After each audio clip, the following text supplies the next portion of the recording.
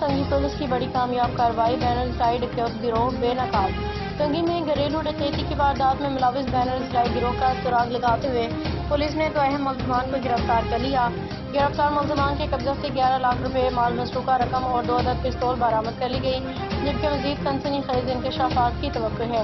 16 April 2025 کو مدعی ارشاد اللہ نے تھانہ تنگی میں رپورٹ درج کرائی کہ نامعلوم افراد نے ان کے گھر میں گھس کے اسلحہ کی نوک پہ نقد رقم و قیمتی سامان چھین کے فرار اختیار کیا۔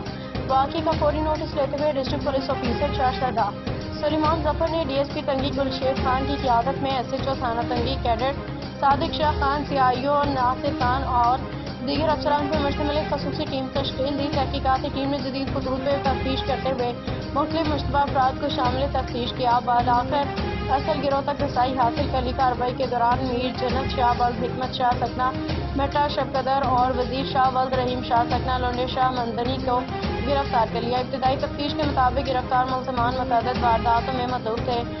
پولیس کی پیش رفت سے اہم انکشافات متوقع ہیں، جن کی روشنی میں مزید گرفتاریاں بھی عمل میں لائی جا سکتی ہیں۔